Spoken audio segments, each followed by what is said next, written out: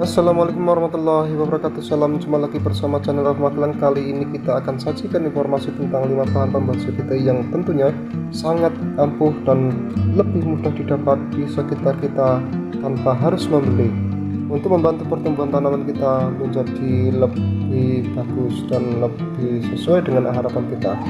Tapi usaha tentunya mengharapkan hasil yang memuaskan dan sesuai harapan.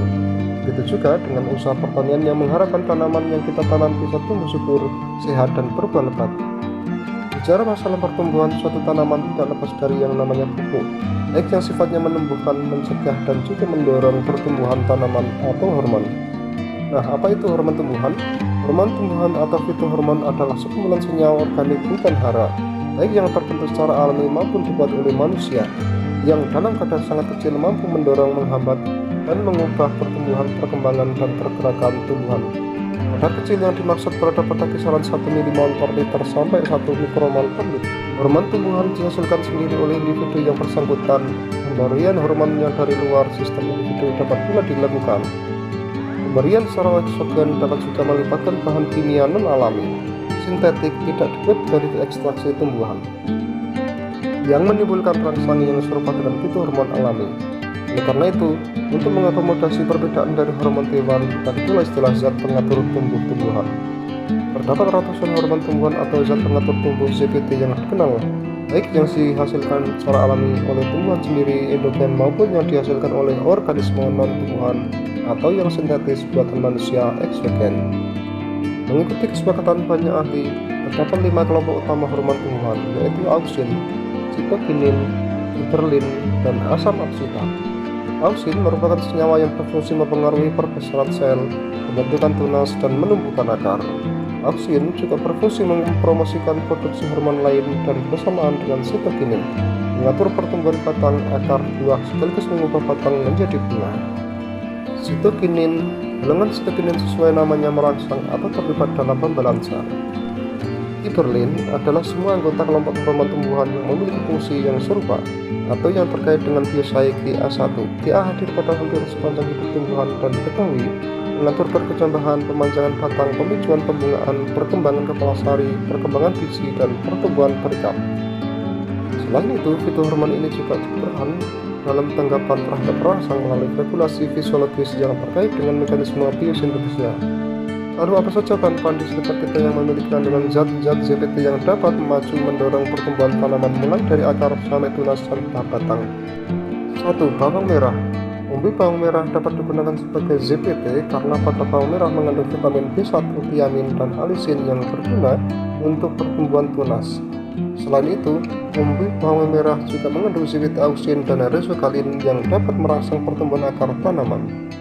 Jadi, jika teman-teman sedang mencari solusi bagaimana agar akar tanaman kuat, atau baru saja menerima paket bibit, atau mungkin ingin menanam dari hasil cabutan, maka bawang merah ini sangat cocok sebagai solusinya. Tentunya sangat murah dan mudah membuatnya, bahkan cara mengaplikasikannya pun juga sangat mudah.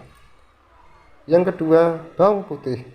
Tak cuma bawang merah, bawang putih juga rupanya obat perangsang akar yang efektif.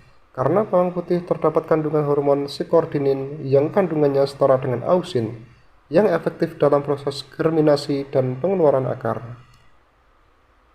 Air kelapa. ZPT yang berasal dari air kelapa ini adalah sitokinin, yang salah satu fungsi utamanya adalah untuk merangsang pertumbuhan akar tanaman, serta merangsang pembentukan bunga dan buah.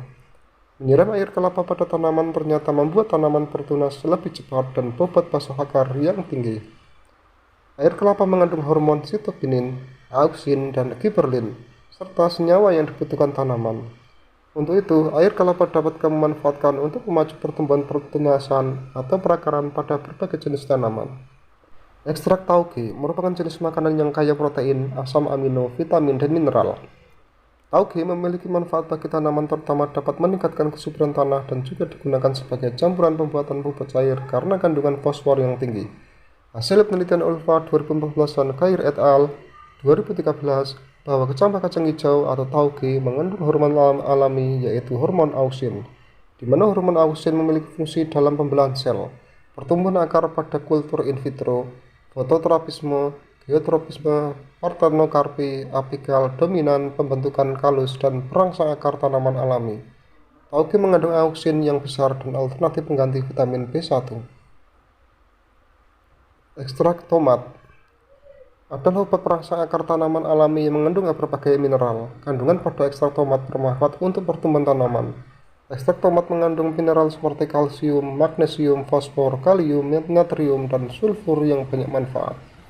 Khususnya untuk pertumbuhan tanaman seperti metabolisme tanaman, respirasi, dan pertumbuhan sel, serta pembentukan enzim.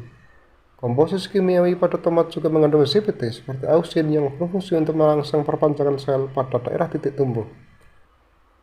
Nah, itulah 5 jenis bahan yang bisa menjadi alternatif untuk membuat CPT yang tentunya sangat murah dan mudah didapat. Terima kasih. Wassalamualaikum warahmatullahi wabarakatuh.